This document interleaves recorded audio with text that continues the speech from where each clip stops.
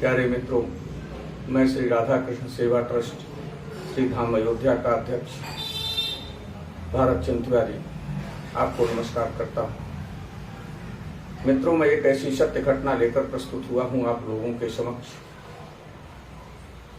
जिस घटना को सुनकर आप समझ जाएंगे कि रघुनाथ जी अपने भक्तों के कल्याण के लिए जहाँ भी भक्त उन्हें पुकारता है वहां पहुंच जाया करते हैं। घटना वृंदावन की है। वृंदावन में एक संत जी महाराज जब आते थे तो उन्हें देखकर लोग कहते थे, जज साहेब आ गए, जज साहेब आ गए। किसी ने संत जी से पूछा कि इनको जज साहेब लोग क्यों कहते हैं, तो उन्होंने बताया कि दक्षिण भारत में एक कस्बा था, वहां की अदालत में ये जज ही हुआ करते थे।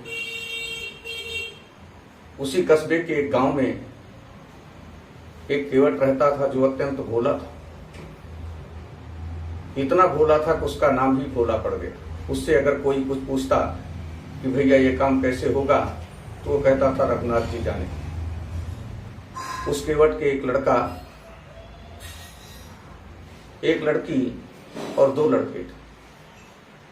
लड़की जब विवाह योग्य हो गई तो उसकी पत्नी को चिंता सताने लगी। उसने भोला से कहा कि बिटिया बड़ी हो गई है, इसकी शादी के लिए आपको चिंता है कि नहीं। भोला ने कहा रघुनाथ जी जाने, समय आएगा तो हमारे रघुनाथ जी निश्चित ही विवाह संपन्न करा देंगे। जब समय आ गया तो भोला अपने गांव के साहूकार के पास पहुंचा और साहूकार से कहा कि हमें रुपए दे दीजिए, बिटिया का विवाह करना है। साहूकार ने, उस समय सस्ती का जमाना था, 200 रुपए भोला को दे दिया। भोला 200 रुपए में बड़े धूमधाम से अपने बिटिया का विवाह संपन्न किया। विवाह करने के पश्चात भोला के दोनों लड़के कमाने के लिए बाहर चले गए। भोला घर छोड़कर मंदिर में आ गया। रघुनाथ जी का एक मंदिर था, उसी मंदिर में रहने लगा, उनकी सेवा करने लगा, उसी में मग्न रहने लगा। कड़ी मेहनत के बाद बच्चे कुछ दिन बाद वापस आए और रुपए अपने पिताजी को देकर बोले कि साहूकार का कर्जा चुका दीजिए पिताजी। भोला साहूकार के पास जब पहुंचा तो उसने कहा, सेठ जी, जो कर्जा मैंने आपसे लिया था वो पैसा आप ले लीजिए। सेठ जी ने बही निकाली, जितना पैसा था सूद समेत पैसा बताया। भोला ने सेठ जी को पैसे दिए। सेठ जी ने एक रसीद बनाई। उस रसीद को भोला को देते हुए कहा कि भोला इसे पढ़ लो, देखो इसमें साफ साफ लिख दिया है कि हमारा आपका लेन देन खत्म हो गया। भोला ने कहा, मैं तो अनपढ़ हूं, रघुनाथ जी जाने। जब सेठ ने यह सुना कि भोला अनपढ़ है तो सेठ के मन में लालच आ गया। उसने भोला से कहा, अच्छा वो सुराही रखी है, वहां एक गिलास पानी लाकर मुझे दो। जब तक भोला पानी लेने के लिए गया, सेठ जी ने ओरिजिनल पर्ची उठाकर अपने बही खाते में रख दिया। एक झूठी पर्ची निकाली, उसमें ऐसे ही कुछ लिखकर भोला को दे दिया। भोला उस पर्ची को लाया और रघुनाथ जी के चरणों में समर्पित करके, रघुनाथ जी को प्रणाम करके फिर उनकी सेवा में लग गया। कुछ दिन बाद सेठ जी ने अपने आदमियों को भेजा और कहा, जाकर भोला जो रुपया ले गया था उसे मांग कर ले आओ। सेठ जी के आदमी पहुंचे। उन्होंने कहा, भोला, सेठ जी ने आपको बुलवाया है, जो कर्जा लिए थे उस कर्जा को अदा करो। भोला ने कहा, मैंने तो सेठ जी को सूद समेत सारे पैसे दे दिए थे, अब काहे का कर्जा। आदमियों ने कहा, मैं नहीं जानता, सेठ जी ने आपको बुलवाया है। भोला सेठ जी के समीप पहुंचा और कहा, सेठ जी, मैंने तो आपको सूद समेत सारे पैसे दे दिए थे।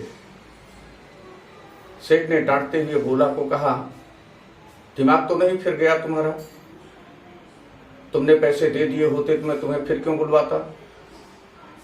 पैसा ला कर दे दो, नहीं तो इसका अंजाम, इसका परिणाम बहुत ही बुरा होगा। भोला रोता हुआ वापस आया। सेठ जी को भोला की गरीबी पर रहम नहीं आया, उसने अदालत में केस कर दिया। वह मुकदमा इन्हीं जज साहब की अदालत में पहुंचा। जज साहब ने भोला को बुलवाया और भोला से कहा, तुमने पैसे दिए? भोला ने कहा, जी हुजूर। जज साहब ने कहा, लेकिन सेठ जी तो कह रहे हैं पैसा मुझे नहीं मिला। भोला ने कहा, मेरे पास इनके दी हुई रसीद रखी हुई है, पैसा मैंने इनको दिया है सरकार। जज साहब ने कहा, रसीद कहाँ है? भोला ने अपने कुर्ते की जेब से रसीद निकाली और जज साहब को पकड़ा दिया। जज साहब ने कहा, इस पर रसीद को देखने से तो ऐसा नहीं प्रमाणित होता कि आपने कर्जा दिया, इसमें कुछ लिखा ही नहीं, कर्जा चुकाया नहीं आपने। भोला रोने लगा। जज साहब समझ गए, उन्होंने भोला को वहां से भेज दिया। लेकिन उससे पहले भोला से पूछा कि ये बताओ, जब तुम सेठ जी को कर्जा लौटा रहे थे तो वहां पर तुम दोनों के अलावा तीसरा भी कोई था? भोला ने कहा, रघुनाथ जी थे। जज साहब ने भोला को तो भेज दिया और अपने खर्चे से रघुनाथ जी के नाम सम्मन जारी कर दिया। चपरासी सम्मन लेकर आया, भोला के गांव में पूछने लगा। संजोग से वहां भोला नाम का कोई, रघुनाथ जी नाम का कोई आदमी था ही नहीं।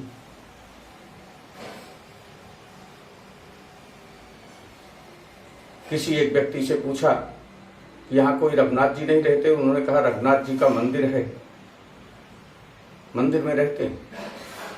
चपरासी आया और मंदिर के पुजारी को सम्मन दे दिया और कहा, इस तारीख को अदालत में पहुंच जाना। पुजारी महाराज ने कहा, वाह प्रभु, आज तक तो आपको भक्तों ने वस्त्र दिए होंगे, आभूषण दिए होंगे, पुष्पहार दिए होंगे, प्रसाद लाए होंगे, लेकिन सम्मन तो पहली बार आपने मंगाया है। चलिए ठीक है, यदि आपने मंगा लिया है तो कोई बात नहीं। लेकिन जब पुजारी महाराज को पता चला कि ये केस भोला के नाम है, तो भोला से कहा, तुमने रघुनाथ जी का नाम वहां क्यों लिखाया? भोला ने कहा, रघुनाथ जी तो सर्वत्र रहते हैं, इसीलिए मैंने रघुनाथ जी का नाम लिखा दिया। पुजारी महाराज चुप हो गए।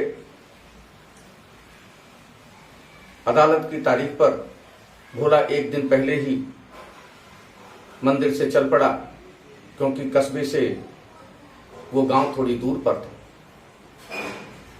दूसरे दिन पुजारी महाराज रघुनाथ जी को नहलाते हैं, नए वस्त्र पहनाते हैं, सुंदर पगड़ी लगाते हैं और हाथ जोड़कर कहते हैं कि प्रभु, अपने भक्त की लाज बचाने पहुंचिएगा जरूर, वो बहुत भोला है, थोड़ा जल्दी जाइएगा प्रभु, आन की बात है, और अपने भक्त की लाज बचाइएगा। इधर भोला अदालत में पहुंचा और अदालत में हाजिर हुआ। जज साहब के अर्दली ने पुकार लगाई कि रघुनाथ हाजिर हो, रघुनाथ हाजिर हो, हाजिर हो रघुनाथ। तीन नारे जो लगाए हैं तो चाल लटपटी सी एक वृद्ध की झुकी सी देह, दुपटी फटी सी शीश माथे धरधाए हैं। एक बूढ़े व्यक्ति का रूप बनाकर हाथ हिलाते हुए रघुनाथ जी वहां पर पहुंचे और कह रहे हैं, भैया ठहरो, हम आ गए। तो हाथ माही छड़ी पड़ी तुलसी की ही माल, माथे पर रोरी चार चंदन सुहाए हैं। आज अदालत में चपरासी विनीत साथ, देखो रघुनाथ जी गवाह बन के आए हैं। रघुनाथ जी वहां गवाही बनकर पहुंचे। कटघरे में खड़े हुए जज साहब ने पूछा, जब भोला सेठ जी को पैसे दे रहा था तो क्या वहां आप उपस्थित थे? रघुनाथ जी ने कहा, जी सरकार।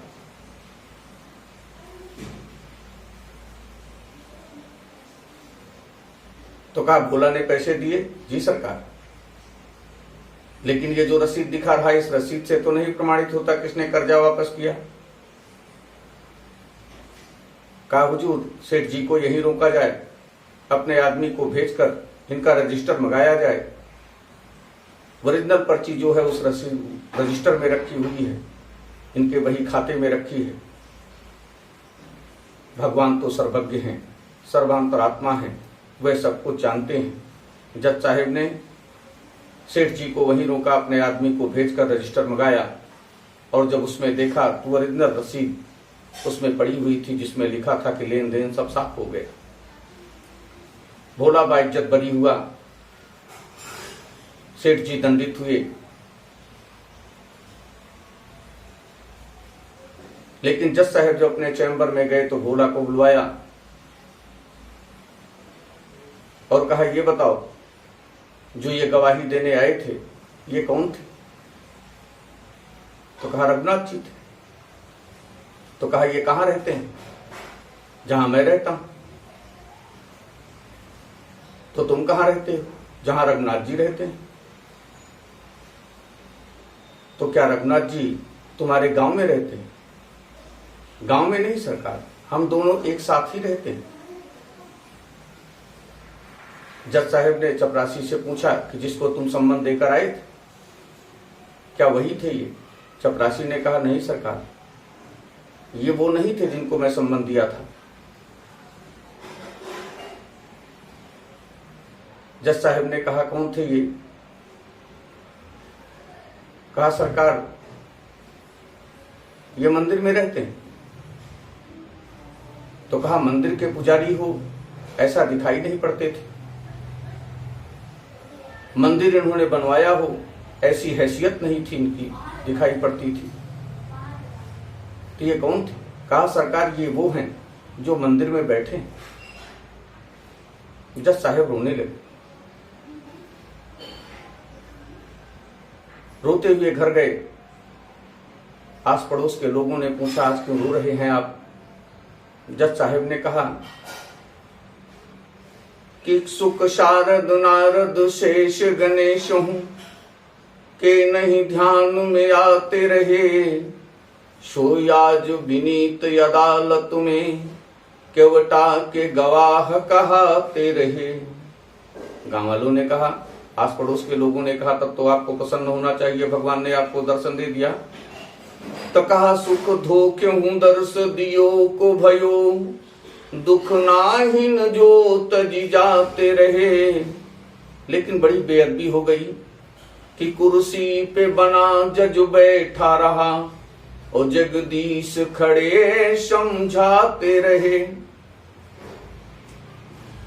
कहा जिनकी अदालत में एक दिन सबको उपस्थित होना है, आज वे हमारी अदालत में आकर कटघरे में खड़े होकर हमें समझा रहे थे और मैं मूर्ख कुर्सी पर बैठा उनकी दलीलें सुन रहा था। ये बेअदबी हो गई।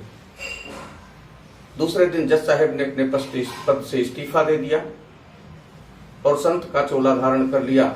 हर मंदिर में पहुंचते थे, मंदिर के बाहर की मिट्टी अपने माथे में लगाते थे, मंदिर के अंदर नहीं जाते थे। कहते थे मैं या तो गया हूं मगर जानता हूं तेरे दर पे आने के काबिल नहीं हूं। तेरी मेहरबानी का है बोझ इतना जिसे मैं उठाने के काबिल नहीं हूं। ये माना कि दाता हो तुम कुल जहां के, मगर कैसे झोली मैं फैलाऊं आके। जो पहले दिया है वही कम नहीं है, ओ कर्जा चुकाने के काबिल नहीं हूं। तेरी मेहरबानी कहे बोझ इतना जिसे मैं उठाने के काबिल नहीं हूं। मित्रों, अगर ये कहानी आपको पसंद आई है तो इस चैनल को सब्सक्राइब जरूर कीजिएगा लाइक और शेयर कीजिएगा। धन्यवाद मित्रों। एक बार बोलो श्री रामचंद्र जी महाराज की जय। बोलो सियापति रामचंद्र की जय।